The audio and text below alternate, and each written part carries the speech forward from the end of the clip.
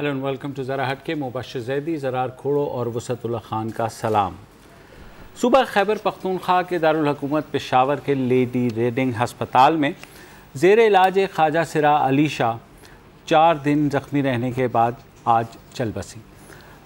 वो 5वीं ख्वाजा सिरा हैं खैबर पख्तूनख्वा की जिन पे न सिर्फ जिनसी तशद्दुद किया गया बल्कि इस साल 5 महीने में, और बल्कि उनको गोलियां मारी गईं, 8 गोलियां मारी गईं, जिसके बाद उन्हें जब हस्पताल लाया गया तो वहाँ पर भी उनके साथ जो सलूक रवा रखा गया वो भी कुछ अच्छा नहीं था। डॉक्टर्स ने पहले इस बात में देर लगाई कि क्या उन्हें मर्दों के वार्ड में शिफ्ट किया जाए या औरतों के वार्ड में शिफ्ट किया जाए। तो आज का हमारा बड़ा मौजू यही है कि ख्वाजा सिराओं के साथ जो रवा रखे जाने वाला सलूक है, क्या किसी तरह भी वो इंसानियत के ज़ुमरे में आता है या नहीं, डिस्पाइट द फैक्ट कि सुप्रीम कोर्ट ने इस पे एक डिसीजन दिया है आज से कोई तकरीबन 5 साल पहले, जिसमें ये कहा गया है कि वो बाकायदा न सिर्फ रजिस्टर होंगे, उनके लिए कोटा मुकर्रर होगा, बल्कि उन्हें एक बाइज़्ज़त शहरी के तौर पर भी देखा जाए। सुप्रीम कोर्ट फैसले दे जाता है। इंसानियत की बात की तो मैं एक सवाल है, अस्पतालों में इंसानों का वार्ड होता है?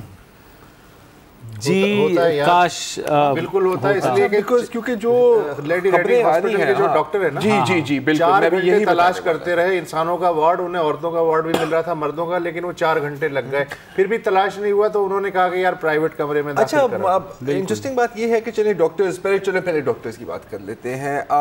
According to Qamar Naseem, transgender alliance की जो हेड है, और हमारे साथ शो पे भी मौजूद होंगे ब्रेक के बाद, डॉक्टर्स अलीशा नाम था, इनको गोलियां लगी थी, 8 गोलियां लगी थी।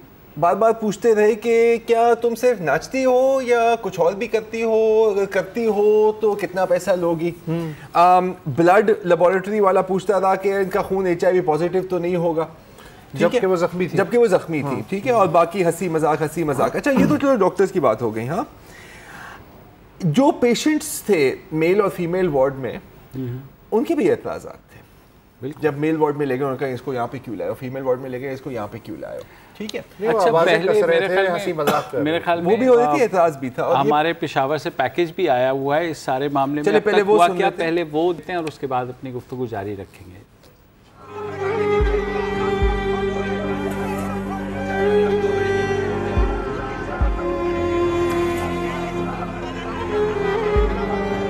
ख्वाजा के डेरों के बाहर लड़ाई झगड़े कोई नई बात नहीं, इनसे मोहब्बत करने वाले शायद यही होती है। 3 दिन पहले पेशावर में फकीराबाद के इकबाल प्लाजे में इसी बात के ऊपर लड़ाई हुई और जज्बाती आशिक ने तेश में आकर फायरिंग कर दी, जिससे 8 गोलियां लगने से अलिशबा नामी खूबरू ख्वाजा शदीद जख्मी हो गया। एम्बुलेंस 25 साल जख्मी ख्वाजा सरा के साथ नाइंसाफी का आगाज इसी जगह से हुआ। तकरीबन 30 मिनट तक सारे तमाशा देखते रहे, कोई ऐसा नहीं था कि उन्हें उठाकर अस्पताल पहुंचाने के लिए आगे आए। जख्मियों से चूर अलिशबा को जब लेडी रेडिंग अस्पताल पहुंचाया गया तो डॉक्टर भी कश्मकश में थे कि मर्दों के वार्ड में मुंतकिल करे या खवातीन। इसी दौरान तकरीबन 3 घंटे मजीद गुजर गए और बिला आखिर जख्मी को मर्दों के वार्ड में मुंतकिल कर दिया गया। बाद में मीडिया में खबरें आई तो गोल्डन ब्लॉक में कमरा दिया गया, जहाँ 3 दिन मौत और हयात की कश्मकश में रहने के बाद अलिशबा जिंदगी की बाजी हार गया।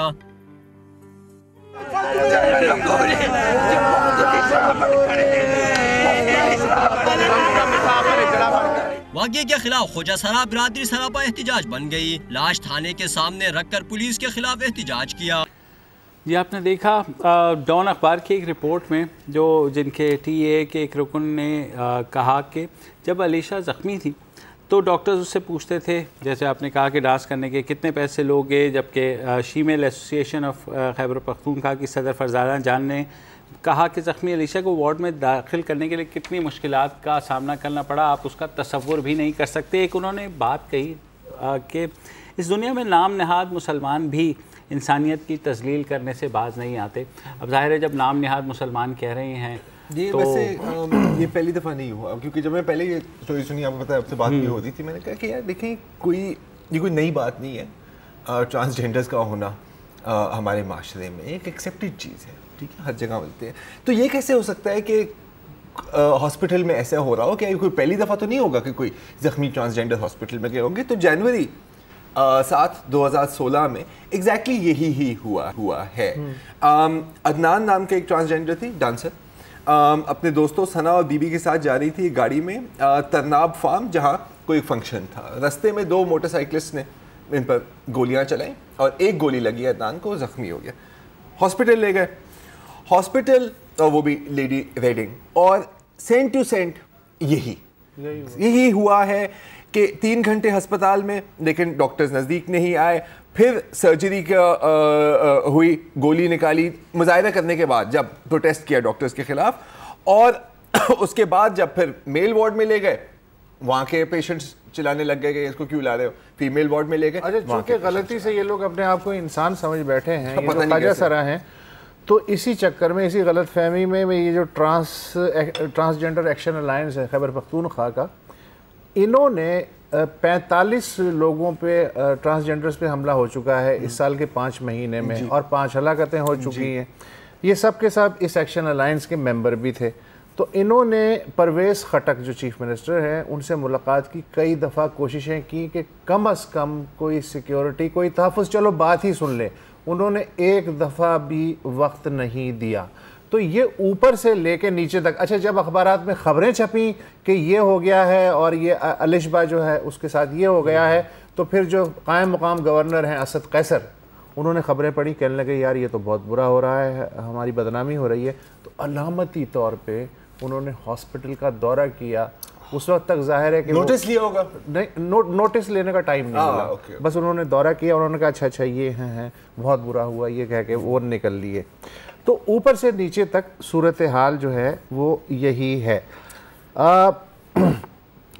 एक कोई कहानी हो ना तो वो हो, ज़्यादातर जो लोग हैं, घर से कहानी ये शुरू होती है कि जब बच्ची या बच्चा पैदा होता है जो कि तीसरी जिन्स का होता है, तो पहले तो छूत छात घर में ही शुरू हो जाती है, छुपाते हैं, बताते नहीं हैं, खुद घर के अंदर टॉन्टिंग शुरू होती है। जैसे ही बच्चा या बच्ची होश संभालते हैं, वो अक्सर भाग जाते हैं, 99% टिकते ही नहीं है, इसलिए कि रोज़ का हर सेकंड का टॉर्चर है। फिर वो रहते हैं ग्रुप्स की शक्ल में, गुरुओं की शक्ल में। अच्छा, पैसे वैसे उनके पास होते नहीं है घर से भागने की वजह से, तो नाच गाने के धंधे पे लगते हैं या फिर प्रोस्टिट्यूशन के धंधे में आ जाते हैं, और आखिर में जब कुछ भी नहीं रहता तो भीख मांगते मांगते मर जाते हैं। और इसी चीज़ अब वल्नरेबल हो जाते हैं ना, तो दोबारा ये भी इस अलायंस के जो मेंबरान हैं उनका ये भी कहना है कि एक मखसूस ग्रुप है जी ब्लैकमेलर्स का जो इनको टारगेट करते हैं, क्योंकि उनको पता है कर सकते हैं, they can get away with it। ये मखसूस ग्रुप हर शहर में, अब देखिए अब पुलिस भी इनसे रिश्वत लेती है, सब वो तो देखिए सिस्टम है। लेकिन अब अगर हम समाज की बात कर रहे हैं, हम माशरे की बात कर रहे हैं, तो हमें एक बात भी एक्नॉलेज करनी चाहिए कि अलीशा के जनाजे पर पूरी आवाम आई थी। मियाँ इफ्तिखार साहब भी ताज़ियत पर गए थे, जनाजे में भी शिरकत की थी। तो एक ये तस्वीर भी है और तस्वीर का दूसरा रुख भी है। मैं ये एक बात वो जो शीमेल एसोसिएशन की सदर ने कही, उन्होंने कहा कि हमें खुशी खुशी शादियों और दीगर फंक्शंस में बुलाया जाता है, इज़्ज़त दी जाती है, लेकिन मुसीबत के वक्त हमारे साथ जानवरों का सलूक किया जाता है, हमें इंसान नहीं समझा जाता। खुशी हो या मौत, हर जगह ही हमारे साथ नारवा सलूक रखा जाता है। तो ज़ाहिर है इंसानियत की तस्दील हमारे माशरे में शायद इतनी आम हो चुकी है कि हम उस तरफ अब देखना भी गवारा नहीं करते। आपने किसी भी शायद मेन स्ट्रीम प्रोग्राम में इस बारे में सुना भी ना हो, क्योंकि ज़ाहिर है तालिबान हो गए या इंटरनेशनल जो रिलेशंस हो गए या लोकल पॉलिटिक्स हो गई, वो हमारी प्रायोरिटी रहती है। वक्फा लेते हैं और वक्फे के बाद दोबारा हाजिर होते हैं।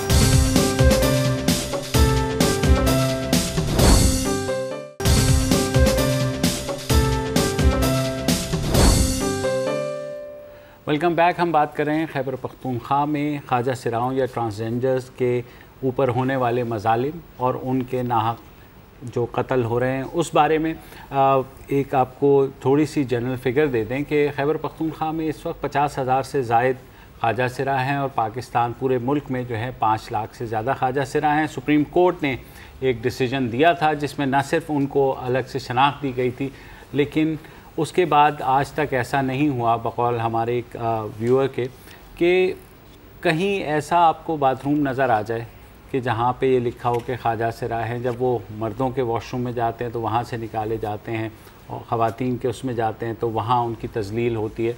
तो तज़लील का ये सिलसिला रुकने वाला तो नहीं है। सुप्रीम कोर्ट ने इतना बड़ा एक डिसीजन दिया था, उसके बाद कोटा भी किया था सारे का सारा।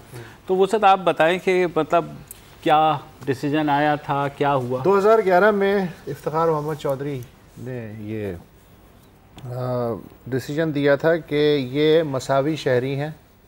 ख्वाजा सरा तकरीबन 47 के बाद से 60 साल से ज़्यादा लगे ख्वाजा सराओं को मसावी शहरी करार देने में, और उन्हें शनाख्ती कार्ड में ख्वाजा सरा के तौर पर रजिस्टर किया जाना था। आज तक जो आदाद शुमार हैं उसके हिसाब से अगर 5 लाख ख्वाजा सरा हैं तो हो सकता है कि 1-1.25 लाख उसमें से रजिस्टर हो चुके हों, बाकी चक्कर ही लगा रहे हैं। मुलाजमतों का कोटा की भी सूरत थी। खुद नादरा ने भी 2-4 लोगों को मैंने देखा कि उन्होंने मुलाजमतें दी थी, लेकिन अक्सर जो है मतलब सिर्फ वो अपनी कुटिया में जब तक अपने घर में रहते हैं तब तक उनकी इज्जत होती है। द मोमेंट वो बाहर आते हैं दहलीज से तो उनकी बेइज्जती और नहूसत और मतलब हर चीज़ जो है वो शुरू हो चुकी है। हमारी बात हुई थी कमर नसीम साहब से जो ट्रांस एक्शन अलायंस के सरबराह हैं खैबर पख्तूनख्वा में। वीडियो हमारे पास आखिरकार पहुंच गया है तो गुफ्तगू जारी रखते हैं, लेकिन ज़रा पहले सुन लेते हैं कि कमर नसीम साहब का क्या कहना था इस इशू पर। देखें, न सिर्फ अलीशा को बल्कि इससे पहले भी जितने ख्वाजा सराओं को खैबर पख्तूनख्वा में टारगेट किलिंग के बाद ज़ख्मी हालत में पेशावर लाया गया, अनफॉर्चुनेटली इनको सिर्फ एक ही अस्पताल लेकर हम गए हैं जिसका नाम है लेडी रीडिंग हॉस्पिटल, और वहाँ पर इंतज़ामिया का रवैया जो है वो हमेशा एक ही तरह का रहा है। अव्वल तो अस्पताल के अंदर घुसने ही नहीं देते हैं वो जब देखते हैं कि ख्वाजा सरा, क्योंकि ख्वाजा सरा 5, 6 या 10 की तादाद में साथ ज़रूर होते हैं, और वो जब उसको ग्रुप्स की शक्ल में पहुंचते हैं अस्पताल तो उनको अस्पताल में अव्वल तो एंट्री नहीं मिलती है। अलीशा को भी जब हम अस्पताल लेकर गए तो वहाँ पर वही बहस थी जो इससे पहले भी ख्वाजा सराओं के साथ थी कि इसको मेल वार्ड में शिफ्ट किया जाए या इसको फीमेल वार्ड की तरफ लिया जाए, और तकरीबन 44-45 मिनट तो इसी चीज़ में गुजर गए कि या ये मेल वार्ड के अंदर जाएगी या फिर ये फीमेल वार्ड के अंदर जाएगी। बहुत मुश्किल के बाद जब उसको मेल वार्ड के अंदर रखा गया तो हमने डॉक्टरों से बहुत गुजारिश की कि देखें ये ख्वाजा सरा औरत है, आप इसको मेल वार्ड के अंदर रात के लिए नहीं रख सकते हैं। ऑपरेशन के मैं बात की आपके साथ बात कर रहा हूँ, और फिर उन्होंने उसको फीमेल वार्ड में शिफ्ट किया। लेकिन हमने देखा कि ये न सिर्फ ये कि अस्पताल के रवैये की बात थी, बल्कि ये माशरे का जो रवैया है वो भी हमारे सामने ये आया कि जब उसको मेल वार्ड में लेके जाते थे तो जो मर्द थे वो चीखना शुरू कर देते थे कि आप ख्वाजा सरा हैं, ये औरतें हैं, इनको आप इस वार्ड से निकालें। और जब उनको औरतों के वार्ड में डॉक्टर ले जाने की कोशिश करते थे तो फिर खवातीन चीखती थी कि आप ख्वाजा सराओं को हमारे साथ जो है वो वार्ड के अंदर लेकर आ रहे हैं। तो इसी चक्कर में जो है गुजरा। फिर हमने देखा कि जो ऑपरेशन थिएटर का जो अमला था उनका के जो टेक्नीशियंस थे और जो बाकी थे उनका रवैया बहुत नामुनासिब था।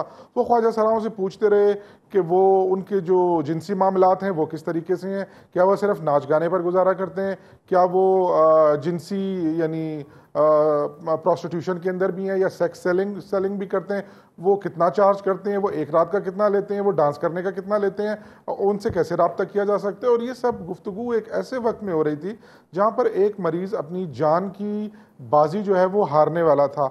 फिर उसके बाद जो है अगली सुबह के साथ जब अलीशा को यानी सुबह तक तो उसको जैसे तैसे गुजारा, लेकिन 9:30 से लेकर और शाम 7 बजे तक अलीशा को जो है एक दरख्त के नीचे एक स्ट्रेचर पर हम लेकर बैठे रहे और उसको किसी वार्ड के अंदर जगह नहीं दी गई, उसको कोई मेडिकल अटेंशन नहीं दी गई।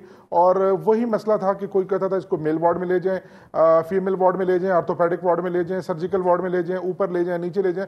और इस दौरान जो है वो 7 बज गए लेकिन उसको किसी किस्म की मेडिकल अटेंशन जो है नहीं मिली। फिर चूंकि सोशल मीडिया के ऊपर ये बहुत ज़्यादा इसका ट्रेंड था और लोग इसके ऊपर बात कर रहे थे, तो इसको फिर गवर्नर का मकाम गवर्नर जो है वो खैबर पख्तूनख्वा असद कैसर साहब खुद अस्पताल आए, उन्होंने अलीशा के साथ मुलाकात भी की और बोल्टन ब्लॉक में उसको एक रूम भी दिया, लेकिन रूम देने की वजह ये नहीं थी कि वो कोई खुसूसी मरीज थी, बल्कि हॉस्पिटल उसको मेल वार्ड में एडजस्ट नहीं कर रहा था। और इसके साथ मैं आपको बताता चलूँ, हम सोशल मीडिया पर मुकम्मल इस चीज़ को साथ साथ पोस्ट करते रहे कि इंटेंसिव केयर यूनिट जो है वो खैबर पख्तूनख्वा का, उसके अंदर जगह नहीं थी। एक शख्स को 8 गोलियां लगी थी, लेकिन उसको इंटेंसिव केयर जिसको उसको ज़रूरत थी वो इंटेंसिव केयर उसको किसी वक्त भी नहीं मिल सकी, और ये इंटेंसिव केयर ना मिलने की वजह से ही जो है वो उसकी मौत हो गई।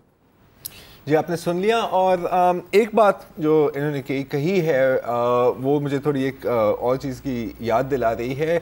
हाल में ही कि क्रिश्चियन बस्ती पर हमला होने वाला था, आपको याद है, पंजाब में, वहाँ भी वहाँ भी सोशल मीडिया कैंपेन ने ही अथॉरिटीज़ को मजबूर किया कि इसका नोटिस लिया जाए। यहाँ भी इनका कहना है कि ऐसा ही हुआ है। तो दोबारा जब लेकिन यहाँ पर सोशल मीडिया जो है उनकी जान नहीं बचा सका, मतलब अथॉरिटीज़ को भी नहीं झंझोड़ सका। शायद हमें आपको उसने झंझोड़ा नहीं, बहुत लोगों को झंझोड़ा। ऐसी बात नहीं है, ऐसी बात नहीं है, लेकिन इम्पैक्ट होता है। और देखें, आप कहते हैं ना कि हम क्या कर सकते हैं, हम ये कर सकते हैं, हम कम से कम शोर मचा, जो जिसके बस में है उसे करना चाहिए, इतना करना चाहिए। नहीं किया और कहा कि कुछ नहीं होता, आई एम सॉरी यार, I have no sympathy for you. सीधी बात। वक्फा ले लेते हैं न्यूज़ अपडेट्स के लिए।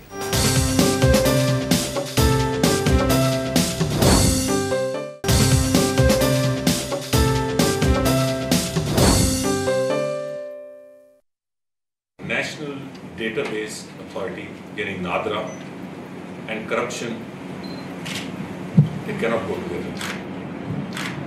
और ये सिर्फ आपके इदारे के लिए नहीं, आपके मुल्क के लिए ताज़ीब का मेज़ है।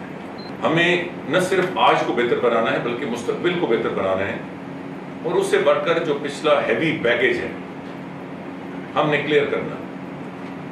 ये एक इमरजेंसी सिचुएशन है और हमने सालों का काम दिनों में करना है। आपके लिए ये तस्दीक मेज़ हो ना हो, मेरे लिए ये बात अब नाकाबिले बर्दाश्त है कि ये सारी चीज़ें पाकिस्तान के नाम से मंसूब हैं। सो इसके लिए एक इमरजेंसी वर्क प्लान हमें बनाना है, और आज तमाम तवज्जो उस पर मरकूज होगी। Welcome back. बात हम कुछ और कर रहे थे, लेकिन ये साहब को आना था तो वो बहरहाल आ गए हमारा प्रोग्राम ब्रेक करके।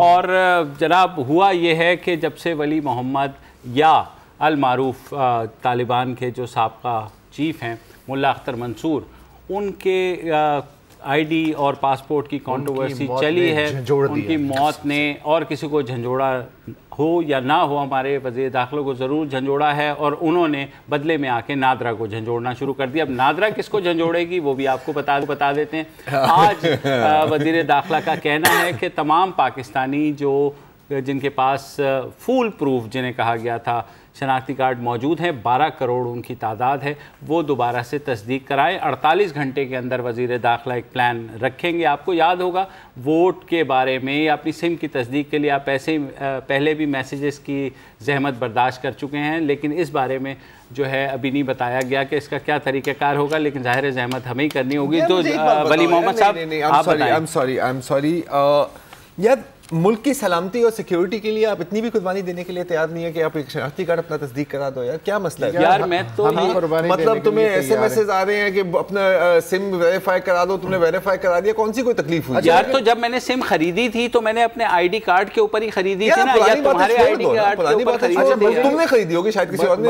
मजे की बात है कि अभी तक यही नहीं पता, चौई साहब समेत और नादरा समेत और जो हमारे हम साथी भाई हैं उन समेत, कि एक्चुअली कितने लोगों के शनाख्ती कार्ड हैं जो गलत बने हैं।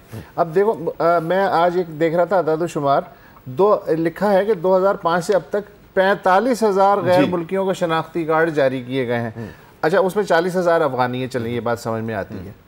कह रहे हैं 111 बर्मी और बंगाली, सिर्फ 111 बर्मी और बंगाली। चलिए वो होंगे जिनके शनाख्ती कार्ड बनने से रह गए होंगे, क्योंकि ऐसा ही है, लग तो ऐसे ही रहा है। अच्छा, उसमें उल्टा हो गया है थोड़ा। 29 भारतीय है, हाँ मेरा ख्याल है खलभूषण उसमें शामिल नहीं है। भारतीय इंडियंस, और 21 चीनी है, वो सही है, ठीक है। 13 मिस्री हैं, 7 मराकशी हैं, 3 उज़्बक 3 बस 3 ये हाँ। अच्छा, मालदीव के 2 हैं, एक सेनेगाल का और एक अमेरिका का। ठीक है, अमेरिका वाला कौन है ये यार? मुझे इसका नाम दो यार। अच्छा, इसको शोबे बुलाते अच्छा, हैं। मजे की बात है, जो गंदी मछलियां पकड़ी जा रही हैं या जिनके खिलाफ तफ्तीश हो रही है, मुशर्रफ साहब ने जब कहा था ना ये फूल प्रूफ सिस्टम है, उसी वक्त माथा ठनक गया था कि भाईजान इसमें सिर्फ जो है फूल जो है वही फूल लेकिन फूल प्रूफ होना हो, ड्रोन प्रूफ जरूर है ये मतलब। अच्छा, लैमिनेट वाली बात तो हमने कर ली है। रिपोर्ट जो आई है उसके मुताबिक, अखबारी रिपोर्ट के मुताबिक, जो कि मबनी है किसी सरकारी रिपोर्ट पे, कि इस धंधे में नादरा के कराची रीजनल ऑफिस के 108, सक्खर रीजनल ऑफिस के 30, कोयटा के 102, पेशावर रीजनल ऑफिस नादरा के 75, इस्लामाबाद के 12, लाहौर के 48, सरगोदा के 25 लोग मुलव्विस हैं, जिन्हें या तो मुअत्तल किया गया है या तहकीकात जारी हैं। और ये कब की रिपोर्ट है? ये अभी आज ही छपी है, आज की। अच्छा, अब मसला ये है कि चौधरी साहब जो हैं यार, मुझे बड़ा तरस आता है चौधरी साहब पे यार, मैं क्या करूं, क्यूट आदमी है वो जो है। अब उन्हीं से, उसी अत्तार के लौंडे से दवा ले रहे हैं, उन्हें कह रहे हैं कि यार तस्दीक कर दो, खुदा के वास्ते इनकी तस्दीक करो कि जिनका इतना अमला जो है वो इसमें मुलव्विस है। आप कभी शनाख्ती कार्ड बनाने जाए ना, यहाँ मैं गया हूँ काफी दफा। अच्छा, गैर मुल्की भी काफी दफा जाते, तो शनाख्ती कार्ड के दफ्तर के बाहर नादरा का जो mechanised computerised state of the art system है, उसके बाद जो दलाल हैं उनकी तो कोई गुंजाइश नहीं बचती ना। आज भी उतना ही हुजूम होता है हर दफ्तर के बाहर। वो क्या कहते हैं, सर जी टोकन चाहिए, सर जी ये चाहिए। Passport office, machine readable passport हैं, वहाँ उतने ही दलाल मौजूद हैं जितने हैंड रिटन पासपोर्ट के ज़माने में होता था। अब मसला ये कि अगर ये फूल प्रूफ सिस्टम है तो वो क्या कर रहे हैं, वो आपसे पैसे लेते हैं, फीस लेते हैं। वो फूल नहीं है, ठीक है ना, मसला सारा ये सर। लेकिन मुझे ये बता दें कि बहुत ज्यादा मजाक उड़ा रहे हैं। होती मेरी शहरियत कहाँ की है, मुझे ये बता दें। क्या आज नामालूम सिमें इस्तेमाल नहीं हो रही, गुमनाम सिमें इस्तेमाल नहीं हो रही, पता नहीं कितने करोड़ जो है। सर मुझे बता देना कि आप उन्हीं लोगों से इन्वेस्टिगेशन कराएंगे जो इसमें मुलव्विस हैं, और किससे कराओगे हैं, और किससे कराओगे? उन्हीं लोगों ने। ठीक है, अभी बात होती है कि यार लूप होल को प्लग करें। मेरी जान, दुनिया में इतना बड़ा प्लग आपको कहीं मिलेगा ही नहीं जो इन लूप होल्स को प्लग कर सके, ये हकीकत है। मुझे जो पता है प्रॉब्लम क्या है, मुझे सिर्फ एक प्रॉब्लम है, मतलब जाति की बात नहीं कर रहा हूं, तो हजारों है। ये बात अभी कर रहे थे ना कि हमें सालों का काम दिनों में करना है। यार ये मसला भी कोई पिछले 4 रोज में नहीं पैदा हुआ ना। This is a long problem, और आपको पहले से ही पता था, सिर्फ इस दौर में नहीं, पिछले दौर में, पिछले से पिछले दौर। हमारे पास कोई अल्लाह दीन का चिराग नहीं है, रातों रात ये मसाइल हल नहीं हो सकते। पाकिस्तान में 70 साल से मसाइल जमा है, ब्ला ब्ला। सर आप दोनों नहीं समझे, वो कह रहे हैं मैं अपने सालों का काम जो है ना वो 2 दिन में करा सकता हूं, आम आदमी का काम जो है वो जल्दी नहीं हो सकता। यार देखो सबटाइटल होने हाँ, चाहिए मतलब यार ये तो आप लोग मतलब समझा करें ना यार। लेकिन मुझे बताएं कि तुम्हें मैं शक्ल से अब क्या लगाऊं कि तुम मिस्री हो या वो जो है ना बर्मीज हो, या मतलब जवाब में ना ही दूं ठीक है ना। तो हम फिलहाल, लेकिन हर दफा मुझे किस मुल्क में होता है कि तमाम उनकी आवाम को कहा जाए कि आप जो है ना, जो आपको कंप्यूटराइज फुल प्रूफ और हर तरह के प्रूफ जो है वो दोबारा आकर के आपको तस्दीक करवानी है कि जनाब प्लीज़ चेक कर लें कि यार, उसके बावजूद भी ये मसला हल तो होने वाला है नहीं होने वाला। मुझे इससे प्रॉब्लम नहीं है, मुझे प्रॉब्लम दोबारा मैं यही कहूँगा, आपने ऑपरेशन लॉन्च किया कब? आर्मी पब्लिक मैसेकर का इंतज़ार किया ना आपने, हाँ, आपने मुल्ला मंसूर का इंतज़ार किया, और फिर ओहो ये तो बड़ा मसला है। यार भाई ये दहाइयों से ये मसला है, कोई नया मसला नहीं है। हर एक जगह आप यही देखेंगे, बम फटता है, हाँ, कत्लो गारत होती है, लोग मरते हैं, फिर आप सोचते हैं यार इसके बारे में तो कुछ करना चाहिए था। हाँ, बिल्कुल हाँ? सही बात। पहले क्यों नहीं किया, पता नहीं। वो जी पिछले दौर में होना चाहिए था, पिछले दौर में होना चाहिए था। This is our old story यार, round and round and round. ये मुझे तो 48 घंटे में जो जहमत दी जाएगी तमाम आवाम को, प्रूफ और बम प्रूफ आने वाला है। और इस दफ़ा जो है ना वो क्या होगा कि जालसाजी प्रूफ भी हो सकता है, कोई नया वो टर्म निकला है, लेकिन होने वाला कुछ नहीं है। जो जाली शनाख्ती कार्ड इशू हो रहे हैं वो उसी तरह होते रहेंगे। इस दफ़ा बलूचिस्तान से नहीं होंगे तो कहीं और से शुरू हो जाएंगे। तो वो यार तुम सबको छोड़ दो, अपना कराची एयरपोर्ट अटैक के बाद हाँ बड़ी खबरें आई थी कि अब पाबंदी होगी, पोर्टर नहीं होंगे, एक बंदे को सिर्फ जाने की इजाज़त होगी, 2 लोग नहीं जा सकते किसी को ड्रॉप करने। तुम गाड़ी भर के ले जाओ, अभी देखो कौन रोकता है। आज पता है PIA के एक जहाज से हैंगर में जो है ना वो 27 किलोग्राम हीरोइन बरामद हुई है। अच्छा, हाँ, वो जद्दा जाने वाली थी। तो यार जाने दे, तो वहाँ तो सर उड़ा देते, यहाँ तो नहीं सर उड़ाएंगे। ये 27 तो पूरे जहाज की उड़ जाता है। 27 किलोग्राम प्लास्टिक एक्सप्लोसिव भी हो सकता था। हाँ, तरीका तो एक ही है ना सर। लेकिन ये कि देखे, चले छोड़ो यार, छोड़ो, वक्फा ले लो, वक्फा ले लो यार। लेकिन मेरी नेशनैलिटी क्या है यार, मतलब फिलहाल एक वक्फा ले लेते हैं, वक्फे के बाद ज़रार नादरा से बेहतर टेक्नोलॉजी का शाकार लेके आ रहे हैं, उसके लिए तैयार रहिएगा। बिल्कुल।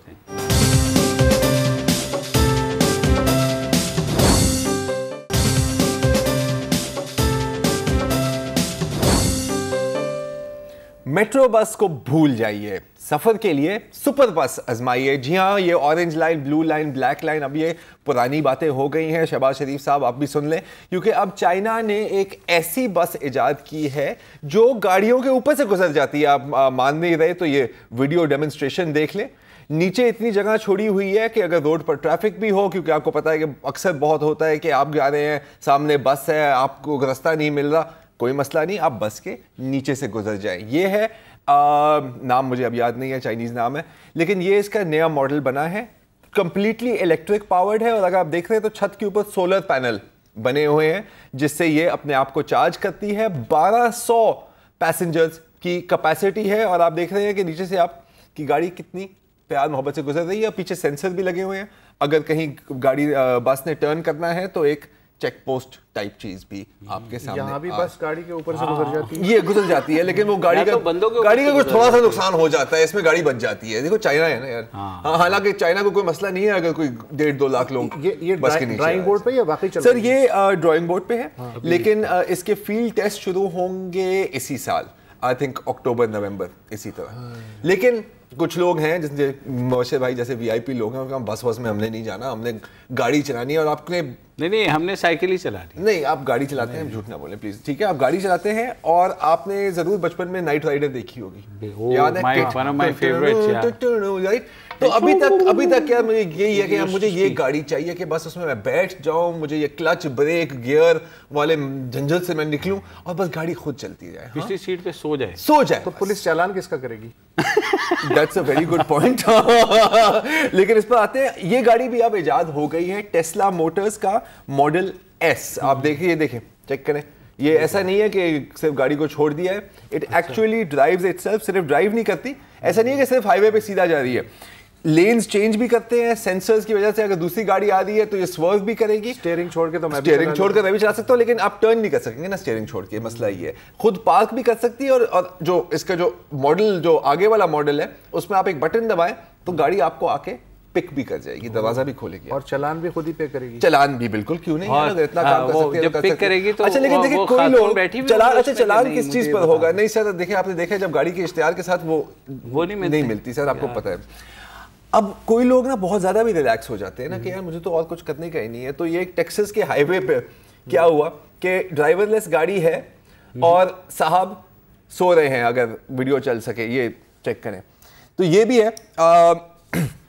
इसके बाद ये वीडियो खींचने के बाद लोगों ने टेस्ला मोटर्स को भी एक ईमेल लिखी कि यार ये किस तरह का है, आप कुछ कहना चाहेंगे? उन्होंने कहा कि देखें, हम आपको एंजॉयमेंट देना चाहते हैं, लेकिन इसका ये मतलब नहीं है कि आप घोड़े बेचकर सो जाएं, क्योंकि कुछ भी हो सकता है। और आखिरकार टेक्नोलॉजी अभी 100% क्लियर नहीं हुई, कभी कभी ये खुद ही गाड़ी किसी और गाड़ी के अंदर लग जाती है। और एक ये केस भी हुआ था कि एक भंबट ने टकराया था सेंसर के साथ और वो सेंसर ऑटो पायलट से हट गया। तो ऐसे मसले मसाइल भी हैं, लेकिन गाड़ी आप खुद चले, आप गाड़ी को खुद चलाएं, ट्रैफिक तो ट्रैफिक है, ठीक है। और जब मैं उस ऑफिस आ रहा होता हूँ तो बहुत परेशानी होती है, क्योंकि आप ट्रॉलर में फंस जाते हो, बस में फंस जाते हो। और मैं कहता हूँ यार काश मेरे पास हेलीकॉप्टर होता या मेरी गाड़ी। ये कराची की गाड़ी बिल्कुल नहीं है, उस पे होगा खाली पेट या बदहज़ी में ना लें, और कराची के लिए मत खरीदें। ये भी है, लेकिन कराची में आपको ऐसी गाड़ी चाहिए जो एकदम उड़ जाए, बस उड़ जाए और फिर जहाँ के लैंड करे। और अगले साल आपको ये भी मिलने वाली है नहीं अब सर आपके पास नोट है तो आपको मिल जाएगी, एरोमोबाइल। ये चेक करें जरा एक दफा यार, भैया जेम्स बॉन्ड टाइप पीस है। हाँ ये देखो, अब ये उड़ेगी नहीं, अभी सर अभी जमीन पे जा रही है ना, और कहीं भी रनवे कहीं भी हो सकता है घास के ऊपर, अभी उड़ने लग गए। तो गाड़ियां तो यहाँ भी उड़ती हैं। हाँ। सर वो कुछ देर तक उड़ती है ना सर आप अपना मोबाइल फोन देखें और फिर आप कोई टेक्नोलॉजी में करने की कोई बात कर ही नहीं सकते आप, sorry you are bind from it. So flying car यार दैट्स वंडरफुल है, कोई मतलब लाखों डॉलर की है, लेकिन अगर नोट है तो आप उठा लें। I think barrier town afford कर सकता है, सही एडवर्टाइजिंग होगी। लेकिन इसके बाद एक और भी इसका एक आगे का भी मॉडल है, क्योंकि इसके लिए कम से कम इसके लिए आपको रनवे तो चाहिए।